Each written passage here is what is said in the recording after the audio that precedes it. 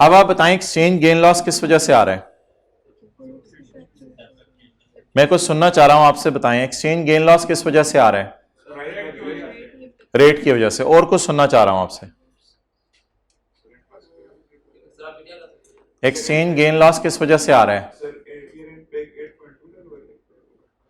और जी exchange gain loss किस वजह से आ रहा है? दो वजह से आ रहा है एक्सचेंज गेन लॉस। एक तो दो तीन वजह आप कह सकते हैं उस वजह से एक्सचेंज गेन लॉस आ रहा है। देखें, एक तो आपने उधार लिया था 8 रुपए पे और आपने पेमेंट किया 8.5 पे, तो इसको कहते हैं सेटलमेंट टाइप की चीज। जब पेमेंट होती थी डेटर को, उस वक्त भी एक्सचेंज गेन लॉस आ गया। उधार लेते हुए करेंसी 8 रुपए की थी, वापस करते हुए, एक ये वजह भी एक्सचेंज गेन लॉस की।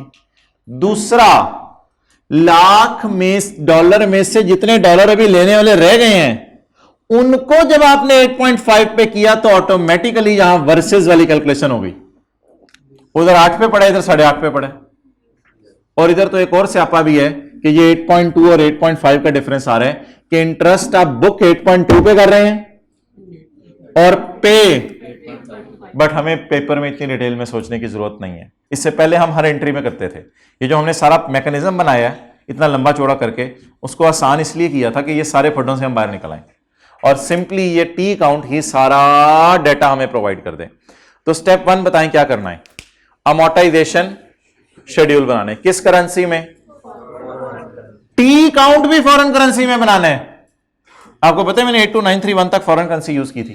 फिर एक्सचेंज रेट्स पकड़ने हैं, फिर आपका अकाउंट कभी टैली नहीं करेगा क्योंकि इधर रेट कुछ और पड़े हुए हैं, इधर रेट कुछ और पड़े हुए हैं। अब आप मुझे बता दें किस साइड पर बैलेंसिंग फिगर आ रही है, फिर अगला सवाल होगा गेन है या लॉस है। पहले साइड बता दें। क्रेडिट साइड पर बैलेंसिंग फिगर आ रही है जी। कितनी फिगर आ रही है? 52,380। आप बताएं एक्सचेंज गेन है या लॉस है? एंट्री करें, एंट्री करें, छोड़ें। Loan, credit, loss, debit. Entry कर लें। Loan, credit, loss, debit.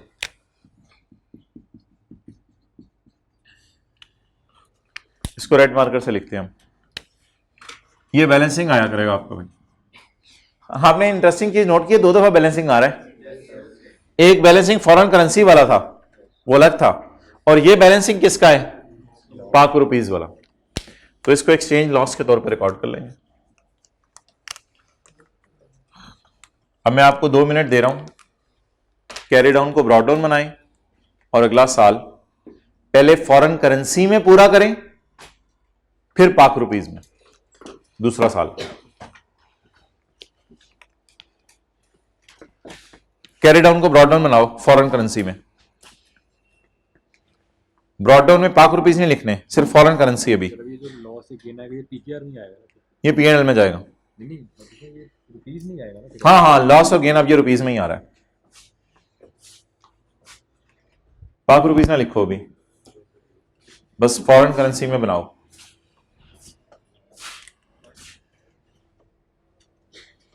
जल्दी be quick, hybrid class, third row. बातें ना करें, जल्दी से सवाल करें।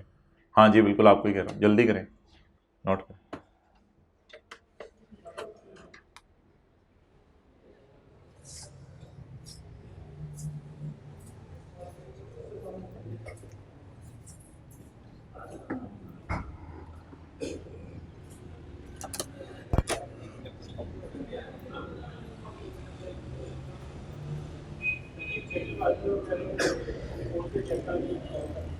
कब?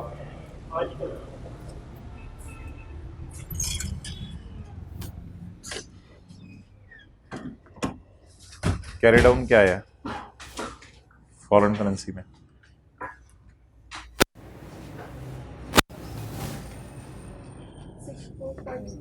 सिक्स। हाँ जी ठीक है। ये पाक रुपीज साथ ना लिखें, पहले फॉरेन करेंसी में बनाएं।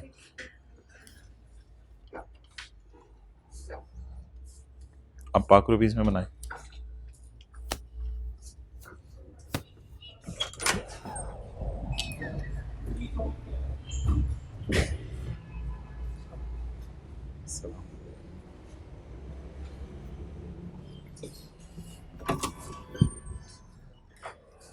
तूने क्या मोल बनाया हुआ इधर?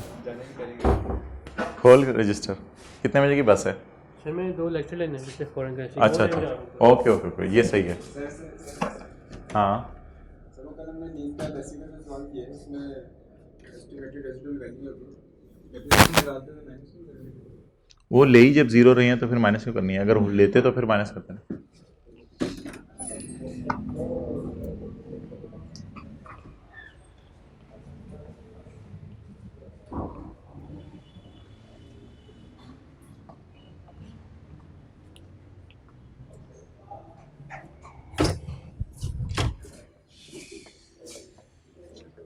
कहाँ जा रहे हैं? जर्मनी जा रहे हैं छुट्टियों में? किधर जा रहे हैं?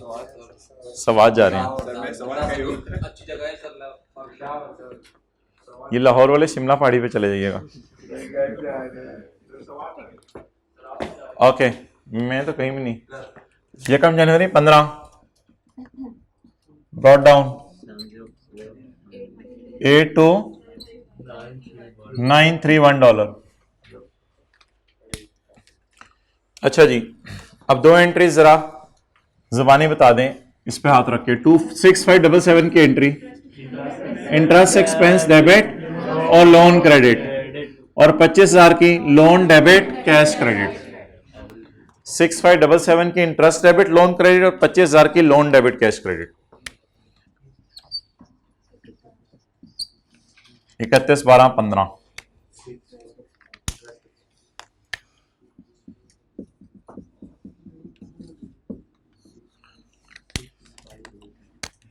जी। चीज को मिक्सअप मत करें और एक्सचेंज रेट सभी सवाल में ना देखें।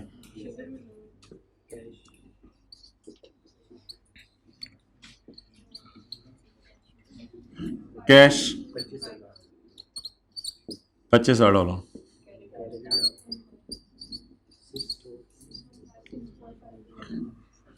अब बैलेंसिंग निकालें फॉरेन करेंसी में। अच्छा, कुछ लोग ना अब ये कह रहे होंगे पिछले सवाल में 82931 आ गया, अगले सवाल में ये वाली फिगर आ जाएगी बैलेंसिंग। नहीं, आपने बैलेंसिंग ही निकालनी है, क्योंकि अकाउंटिंग ईयर एंड और लोन ईयर एंड डिफरेंट हो सकता है, तो कोई शॉर्टकट्स मत सोचें, खुद ही बैलेंसिंग निकालें। 82931 का उधार था, उसमें 6577 का इंटरेस्ट और देना पड़ा था, दे दिया 25,000, रह कितना गया? 64508। क्या? Balancing 64508 balancing. अब रेट मत देखें, पहले तो ये वाला रेट्स गिवन है 8.5। ये पिछले, ये उस क्लास में कोई छुट्टी करे? अच्छा, 31/12 8.5 रेट है, इसको यहां यूज कर लें। 8.5 2015 का एवरेज रेट, 2015 का एवरेज रेट।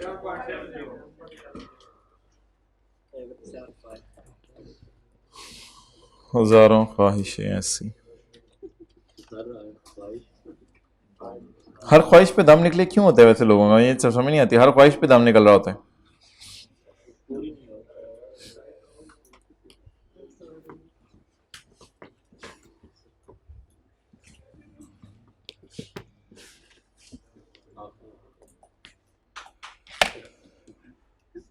सेवन 7.7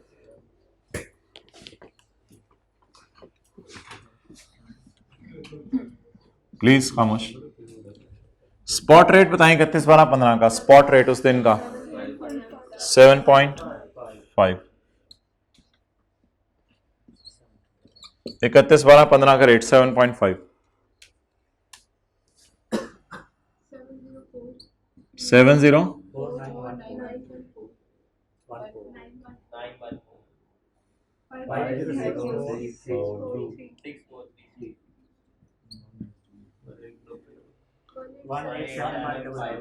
4838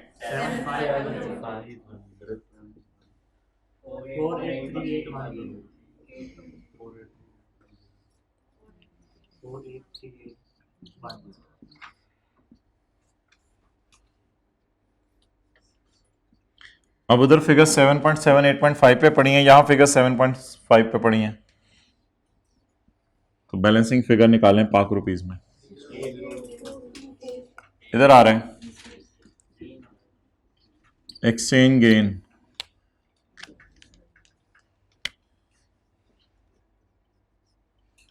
थोड़ा सा सोचें जरा। डॉलर पहले 8.5 का था, अब डॉलर 7.5 का हो गया है, तो शुक्र है लोन कम वापस करना है, इसलिए शायद गेन आ रहा है।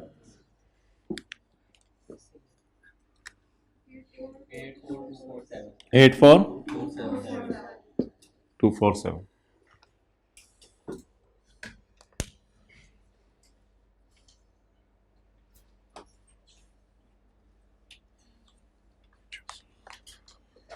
अच्छा, अगर सवाल की रिक्वायरमेंट है जनरल एंट्रीज और आप कहें मैंने इतनी मेहनत कर ली है और एंड पे लिखा है जनरल एंट्रीज और लिखें डू इट योर सेल्फ,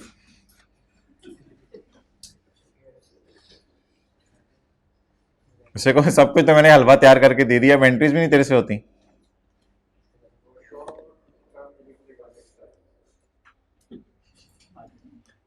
चलें जी, एंट्रीज बताएं कैरी डाउन के अलावा।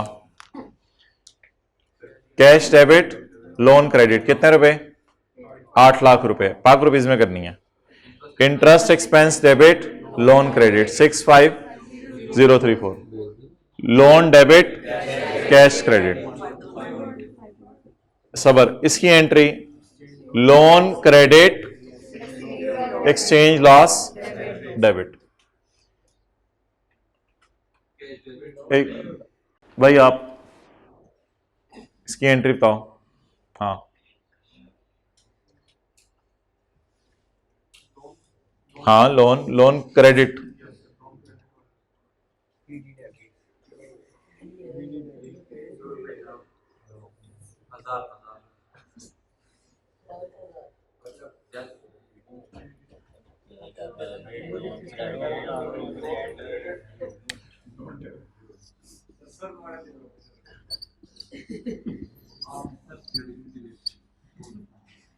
कैश डेबिट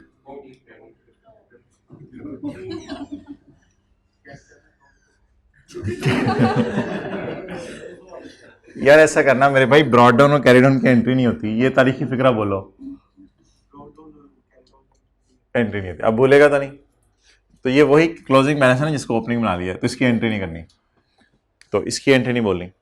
बोले आगे interest debit loan credit 50643, loan debit cash credit 18, loan debit exchange gain credit 84247। इन एंट्रीज को आप मैच कर लें सोल्यूशन से, इन एंट्रीज को मैच कर लें सोल्यूशन से।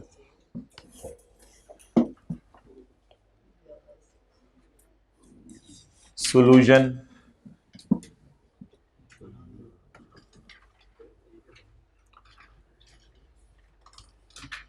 तो लिखे एंट्रीज करते हुए प्रिंसिपल वाला कॉलम यूज नहीं हुआ, एंट्रीज करते हुए प्रिंसिपल वाला कॉलम यूज नहीं हुआ।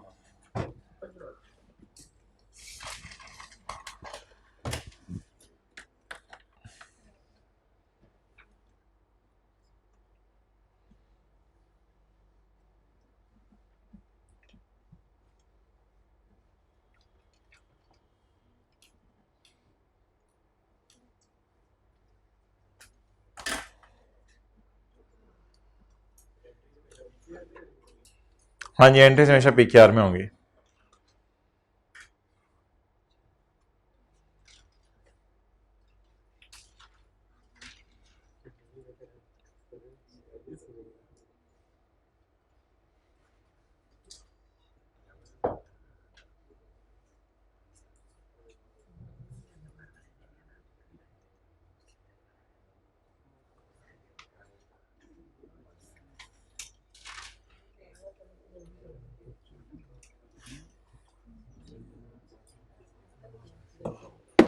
चलें जी, देखें cash debit loan credit 8 lakh, interest debit loan credit, loan debit loss debit loan credit, यहां क्लोज कर देते हैं पहला साल। दूसरा साल interest debit loan credit, loan debit और loan debit exchange gain credit. जी P&L 31 12 14, 31 12 15। बोले जी। नहीं, लॉस को पहले रहने दें, पहले जो दोनों सालों में चीज आनी है इंटरेस्ट एक्सपेंस वो बताएं सेम।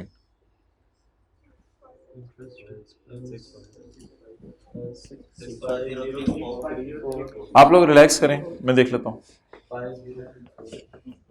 65034 और 50643 इंटरेस्ट एक्सपेंस पाक रुपीज वाला 65 और 643 बजे की फिगर से आपस में चेंज हुई नहीं है। अच्छा जी, पहले साल क्या आया, कितना?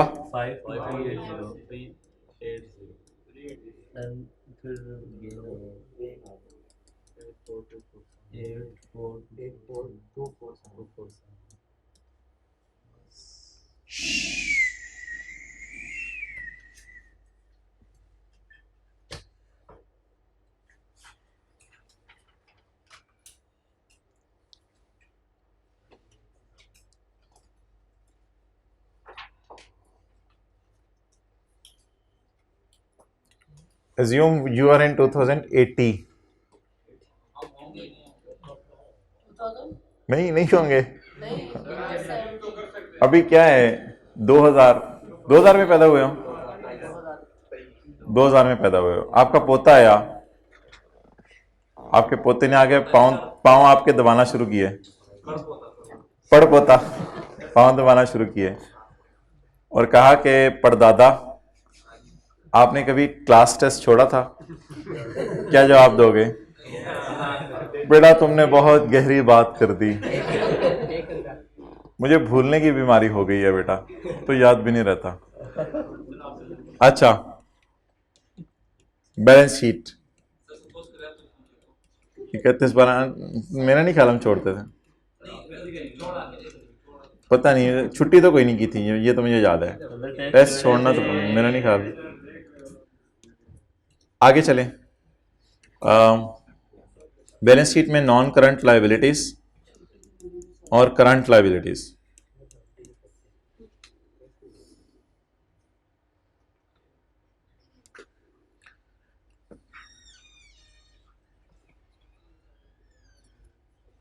घर में ना दो किस्म की चीजें होती हैं, ऐसे बच्चों को बताने के लिए आपको बता रहा हूं।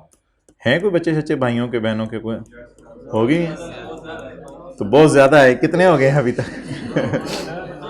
क्या पठान? 20-25 से ज्यादा है आपके, यानी कि जो आपके भतीजे भांजे भांजियां 20-25 हैं कजन्स के। अच्छा, तो ये चांद सूरज सितारे हैं ना, ये जब हों तो बच्चों को कहा करें ये अल्लाह ने बनाए, और किताब पेंसिल कॉपी है ये कहा करें अल्लाह ने दी, तो ताकि हर चीज का रुख वो अल्लाह की तरफ लेके जाएं। चलें जी।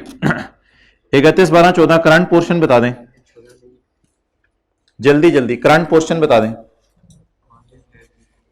बता दो भाई करंट पोर्शन।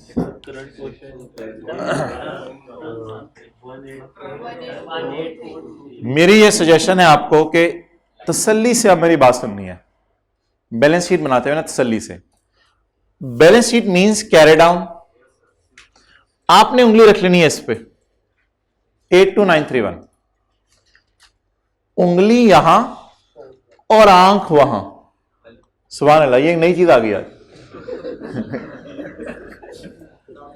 हथ कारवल ते दिल यारवल होता है, तो इसलिए उंगली यहां और आंख यहां। अब आप मुझे यह बताएं कि 82931 का ब्रेक करना है, दो हिस्से करने हैं। अब मैं इधर उधर जगह निकाल के कर रहा हूं, दो हिस्से करने हैं। बैलेंस शीट बनाने के लिए हमारे साल की पेमेंट के नीचे लाइन लगा दो। आज लाइन लगाने के लिए जगह सही नहीं बची, लाइन लगा दो। ये कहां चला जाएगा? करंट पोर्शन में। और ये बोले बोले बोले बोले बोले कितना था? 64। आज अच्छे अच्छे बच्चे नहीं आए हुए, जो वो बच्चे समझ गए हैं जो बैठे हुए हैं घर में, अच्छे अच्छे बच्चे। आप भी नहीं आए हुए आज, तो आपसे मुराद आप ही है। हो सकता है मैं आप ही को सोच रहा हूं इस वक्त। ये नहीं है, आपका नाम भी होता है 64508 है। 64508 ही है, 64508। अच्छा, अब हम इन दोनों को जमा करके देखें, ऑब्वियसली 82931 ही आएगा। तो बैलेंस शीट बनाते हुए प्रिंसिपल के कॉलम को इग्नोर नहीं करना। मैं बैलेंस शीट बनाते हुए इग्नोर किए बैठे हूं और कहीं नहीं, जो हम तो नया सरकार है, प्रिंसिपल का कॉलम ही नहीं बनाएंगे इंशाल्लाह लोन में, तो नहीं, ये नहीं करना। अब करंट नॉन करंट की बाइफरकेशन करें। आप बता दें, ये जो मैंने आपसे लाइन खींची है, जिसको मैं ब्लू में क्लोज करने लगा हूं, तो ये ब्लू वाली चीज सवाल का हिस्सा नहीं है। ये ब्लू वाली चीज सिर्फ इसलिए है कि मैं इसको करंट नॉन करंट में अलग कर रहा हूं। 82931 का कितना हिस्सा एक साल के अंदर है, और कितना एक साल के बाद? इसको कहां डाल दूं? नॉन करंट, और इसको करंट में। तो रेट तो यही, रेट तो यही, कहीं और नहीं। नहीं नहीं नहीं, नहीं, ये बस ये कैरी डाउन इसके बराबर आने भाईजान, please do not over think. Carry down ये है 704914 इज माई कैरी डाउन। अब 18423 को मल्टीप्लाई करते हैं 8.5 से, और 645, थोड़ा सा फोकस रखा करें क्लास में, 64508 को मल्टीप्लाई करते हैं 8.5 से। बताएं जी, करंट पोर्शन कितना है? 18 इंटू, और नॉन करंट 64 इंटू जी, टोटल बताइए अब। 15 65 95। सही तो नहीं, उर्दू भी सीख लिया इधर आके, आगे बोल। अच्छा, दिल पे ना लिया करना, चल आगे। 548 318। प्लार के लिए क्या लेके जा रहे हो लाहौर से, और मोर के लिए क्या लेके जा रहे हो? प्लार उम्रे पे है, ठीक है। और मोर, मोर के लिए चूड़ियां ली हैं वालिदा, और एक सूट लिया है। आप क्या लेके जा रहे हो?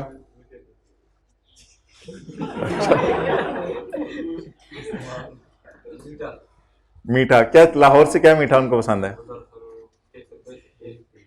Cakes and bakes. रफीक वाले की बर्फी, पता चल गया लाहौर की इतनी हवाएं लग गई हैं। मना किया था ना ज्यादा फिरा कर, फज्जे के पाए लेने पहुंचा होगा तू।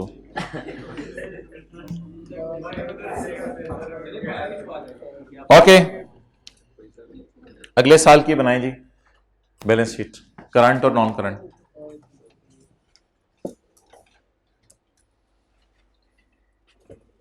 अगले साल का शेड्यूल भी बनाना पड़ेगा।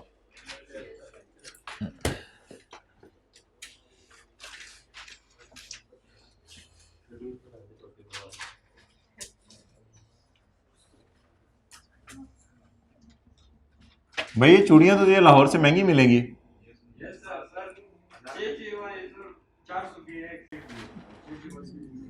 400 की?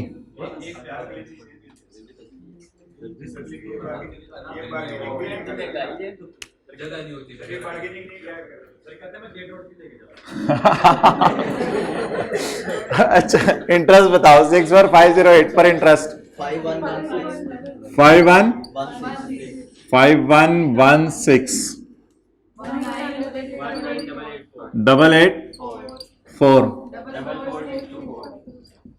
624। What is balancing? 64508। इसको अब स्प्लिट करना है आपने, करंट में और नॉन करंट में। कैरी डाउन यही आना चाहिए आपका बैलेंस शीट में। 6 हमारे साल की पेमेंट के नीचे लाइन लगा दें। ये करंट हो गया, और ये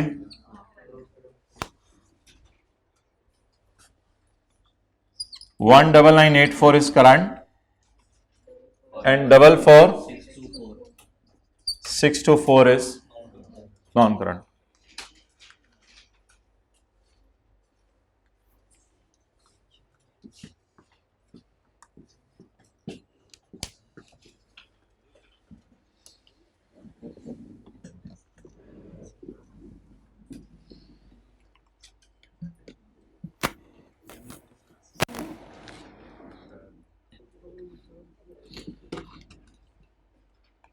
कितना अरसा होने वाला है आपको सीए इंटर में आए हुए? डेढ़, ये सीए में आए हुए टोटल 1.5 साल 2 साल? अच्छा,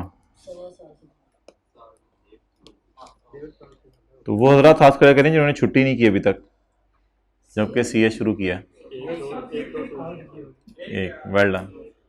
नहीं, मैं तो मुझे याद है 2 साल में एक दफा सिर्फ क्लास में लेट हुआ था, 1.5 साल बाद। हाँ, मैं तुझे याद है बातें, इस तरह की बातें नहीं भूलता तू। नाराज तो वो भी नहीं हुआ था लेकिन परेशान हो गया था। के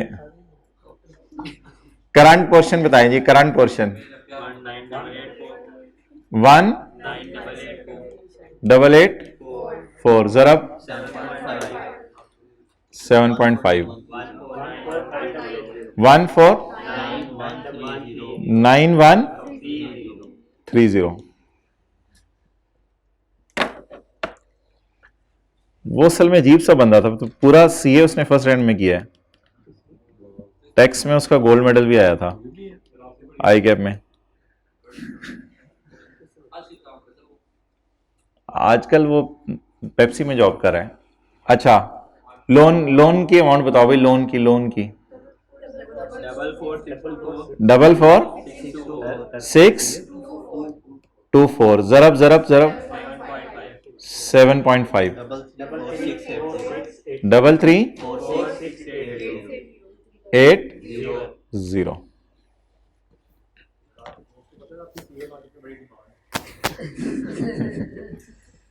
334680।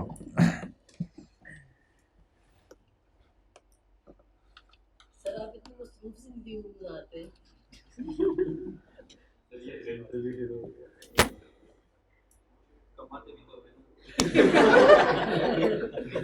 नहीं नहीं, यही तो बात है, इतना कमाने का इतना मसरूफ रखना। कुछ लम्हे फैमिली के साथ कुछ एंजॉयमेंट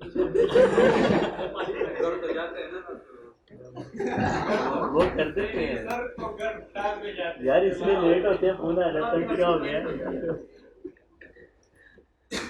खुद ही लगे एक सवाल कर रहा है दूसरा जवाब दे रहा है। मैं तो आपसे पूछ रहा हूँ। अच्छा जी,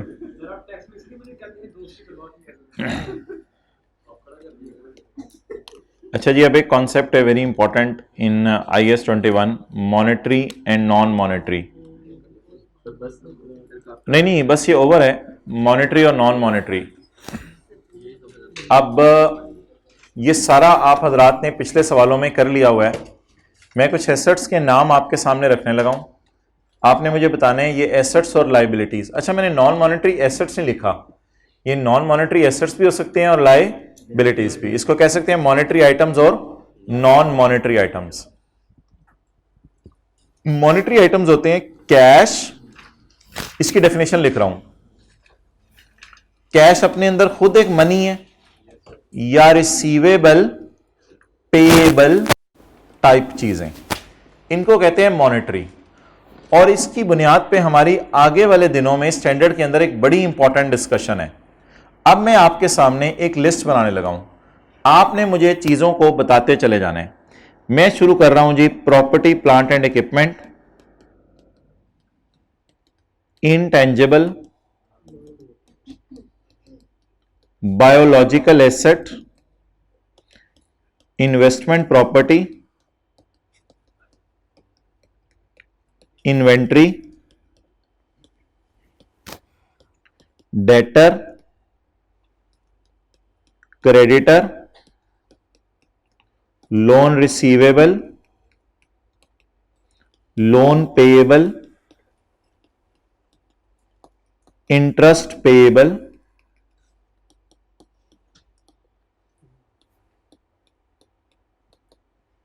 इंटरेस्ट पेएबल। चलो इसको नीचे ले आते हैं, इंटेंजिबल्स।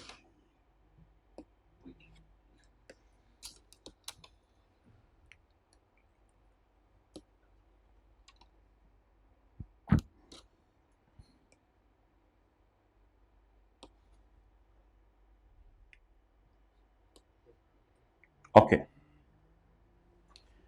अब आप मुझे इनको ना डलवाते रहें जहां जहां ये क्लासिफाई होने चाहिए। PP,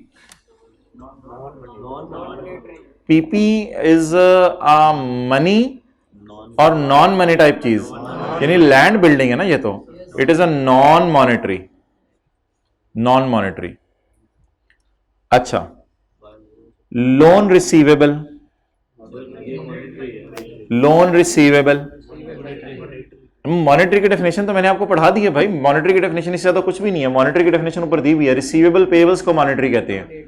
loan receivable is a receivable, so it is a monetary item जी। Creditor, creditory, creditor is it a payable, payable यानी पैसे पेबल, क्रेडिटर को बस पैसे देने हैं, तो it is a money type चीज, यानी पेएबल टाइप चीज। मनी टाइप चीज छोड़ें, पेएबल टाइप चीज। Debtor, debtor is a receivable, so it is a monetary item. Cow, sheep, cow is a money. हाँ, अगर आप काउ को बेच दें और पैसे रिसीवेबल हैं, वो मैं नहीं कह रहा, वो तो फिर रिसीवेबल पेएबल टाइप चीज है। बट काउ खुद तो नहीं कि आप काउ को देख, काउ आज कैश हो तुम, काउ रिसीवेबल हो तुम। काउ ने चपेट मानी, मैं रिसीवेबल, मैं नॉन करंट हूं। काउ तुम तो अकाउंटिंग भी सीख के आई हो। Cow biological asset. Land and building, land and building जगह कब होगी। अच्छा, लोन पेएबल, मॉनेटरी। ये क्या सीखे सिखाए हैं आप लोग? मैं तो समझ रहा था टाइम लगेगा इस पे, लेकिन आप लोग तो। इंटरेस्ट पेएबल, पेएबल टाइप चीज है या रिसीवेबल टाइप चीज है? पेएबल टाइप चीज है।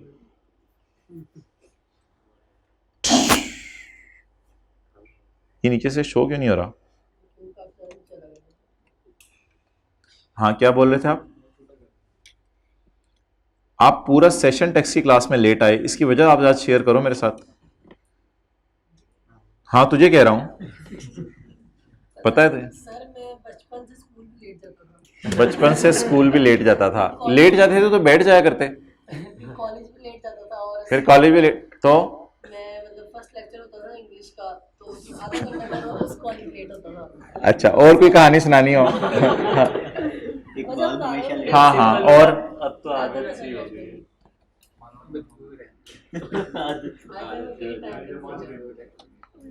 पीआरसी एएफसी फर्स्ट टाइम में हुआ?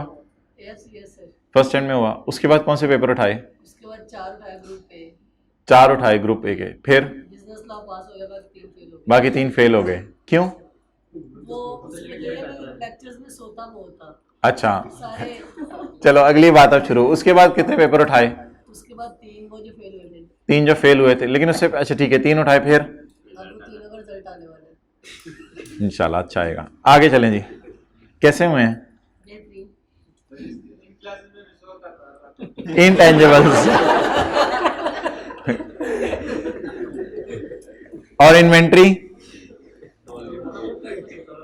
Monetary, non monetary? Non monetary. क्या कह रहे हैं?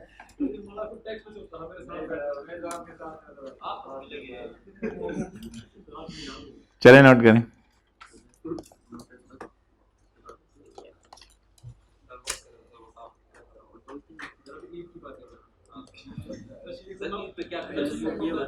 सर आपको मीठे में क्या पसंद है? सर तारी में क्या खाएंगे? सर मुझे रसमलाई पसंद है। रसमलाई तो गोरमे की अच्छी है, केक्स एंड बेक्स की तो नहीं अच्छी। नहीं यार, उसकी बुंदू खान की भी अच्छी है। हाँ, लेकिन केक्स एंड बेक्स की नहीं इतनी। बट वालों की पता नहीं। अच्छा,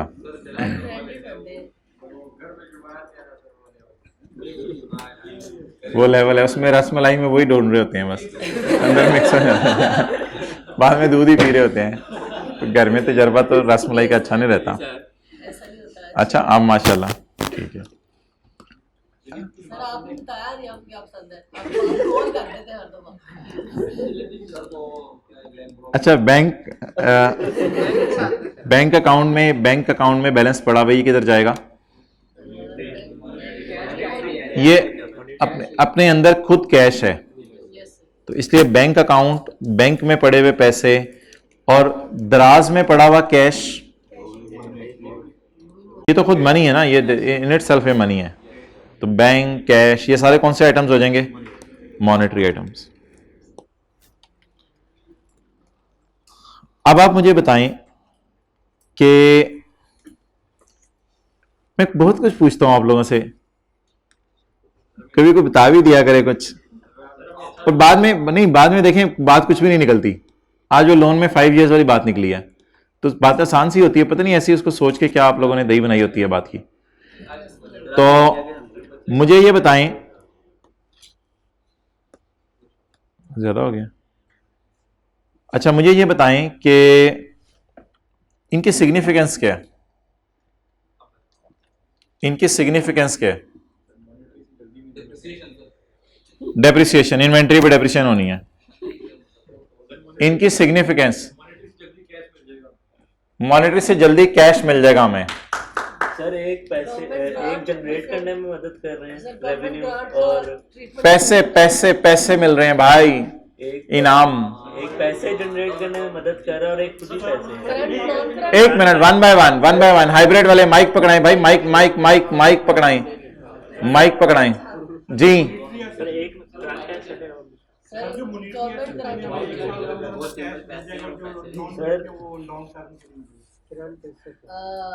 मेरा ख्याल है आसान सर एक पैसे जनरेट करने में मदद कर रहा है और एक खुद ही पैसा है जी। उधर माइक नहीं है। हाँ बोलो। वर्सेस वाली कैलकुलेशन से गुजारेंगे। आ जाओ आ जाओ आ जाओ आ जाओ आ जाओ आ जाओ आ जाओ आ जाओ आ जाओ आ जाओ आ जाओ। वेल डन, ये लें लिखें जी। मॉनेटरी आइटम्स को ईयर एंड पे, मॉनेटरी आइटम्स को लिखें, मॉनेटरी आइटम्स को ईयर एंड पे वर्सेस वाली कैलकुलेशन से गुजारेंगे। और साथ वाले को आज कर दें यार, तू शर्मिंदा ही कराया कर। ये भी नहीं बोल सकता था। मॉनेटरी आइटम्स को ईयर एंड पर वर्सेस वाली कैलकुलेशन से गुजारेंगे।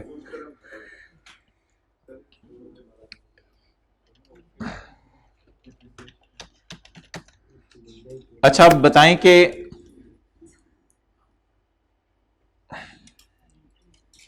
मॉनेटरी आइटम्स को ईयर एंड पे वर्सेस वाली कैलकुलेशन से गुजारेंगे। असल में ये इनकी सिग्निफिकेंस होती है। मुझे बताएं लोन पेबल को आज हमने वर्सेस वाली कैलकुलेशन से गुजारा, ईयर एंड पे कैरी डाउन जब लिखा तो ऑटोमेटिकली गेन लॉस आ गया। क्या डेटर को पहली क्लास में वर्सेस वाली कैलकुलेशन से गुजारा था? क्या क्रेडिटर को पहली क्लास में वर्सेस वाली कैलकुलेशन से गुजारा था? क्या कल की क्लास में जब मैं बैंक में पैसे जमा करवाने जा रहा था, पता नहीं पहले 1800 जमा करवाए थे डॉलर और फिर उसके बाद $70 जमा करवाए थे, पता नहीं इस तरह के कुछ थे, तो ईयर एंड पे उसको कैरी डाउन को वर्सेस वाली कैलकुलेशन से गुजारा था? क्या पहली क्लास में पीपी लिया था तो मैंने कहा था इस पे IAS 16 लगेगा और इसको किस कैलकुलेशन से नहीं गुजारेंगे? वर्सेस वाली कैलकुलेशन से नहीं गुजारेंगे। तो आप पिछली सारी क्लासें उठा के देख लें, अगर ये नॉन मॉनेटरी आइटम आपको नजर आएंगे ना तो इनको एक मैं लफ्ज बोलने लगा हूं, इनको रिकॉर्ड करके इनको फिर अपने हाल पर छोड़ दिया जाता है। इन मलंगों को छेड़ा नहीं जाता। ये सारे क्या हैं? मलंग। मलंगों की क्या खासियत है? उनको छेड़ना नहीं है, ईयर एंड पे छेड़ना नहीं है। बस छेड़ा तो फिर इन्वेंट्री को भी नहीं छेड़ना, ईयर एंड पे इन्वेंट्री को नहीं छेड़ना, इन्वेंट्री के क्रेडिटर को छेड़ना है अगर इन्वेंट्री उधार पे ली और क्रेडिटर पे करने हैं। अच्छा अब एक मजे की बात, आप मुझे ये बताएं, अगर आपका डेटर है जिससे आपको डॉलर आने हैं तो क्या आप करेंसी रिस्क में एक्सपोज हुए हैं कि पता नहीं कितने आए? इसी को मॉनेटरी आइटम कहते हैं। अगर आपने क्रेडिटर को पैसे वापस करने हैं और किए नहीं अभी तक, तो क्या आप एक्सपोज्ड हैं करेंसी रिस्क के लिए? जल्दी सोचें और बताएं कि एक्सपोज्ड है ना, पता नहीं कितने क्रेडिटर को देने पड़े। अगर आपने बाहर के मुल्क से उधार लिया हुआ है लेकिन अभी तक वापस नहीं किया, तो क्या आप एक्सपोज्ड हैं करेंसी रिस्क से? बोले जल्दी। इसका मतलब है इन सारी चीजों में अगर आप नोट करें, अगर आपके पास डॉलर पड़े हुए हैं घर में कैश फॉर्म में, क्या डर सा लगा रहेगा पता नहीं डॉलर कितने का हो जाए? क्या आपके पास बैंक अकाउंट है डॉलर का खुला हुआ, डर सा दिल में लगा रहेगा? लेकिन डॉलर के अंदर आपने पीपी खरीद लिया और पेमेंट भी कर दी उसकी, या पेमेंट नहीं भी की तो पीपी को क्या होना है? पीपी के तो पेमेंट नहीं होनी, पेमेंट नहीं हुई तो फिर पेबल हिलेगा मेरा, फिर एसेट पे तो कोई फर्क नहीं पड़ेगा। तो इसलिए मोहतरम इन चीजों को ईयर एंड पे हमने किसी भी क्लास में, बोले जल्दी, वर्सेस वाली कैलकुलेशन से नहीं गुजारा और इन सारों को वर्सेस वाली कैलकुलेशन से गुजारा है।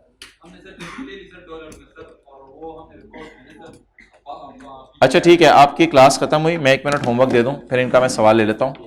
तो नहीं, वो तो IFRS 16 के ना, एक IAS 21 का एक छोटा सा सवाल भी ले लो। IAS 21 का छोटा सा सवाल भी ले लो एक।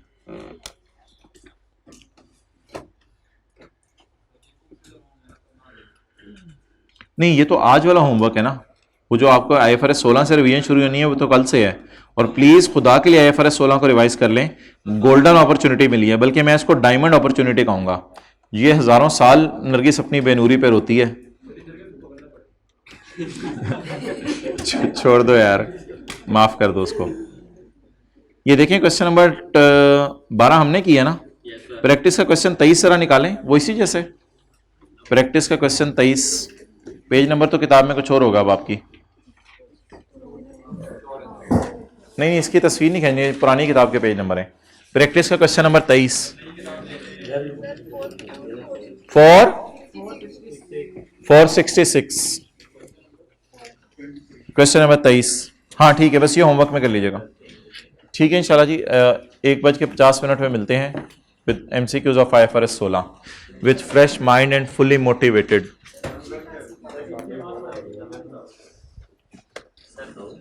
चलें ठीक है, जाएं।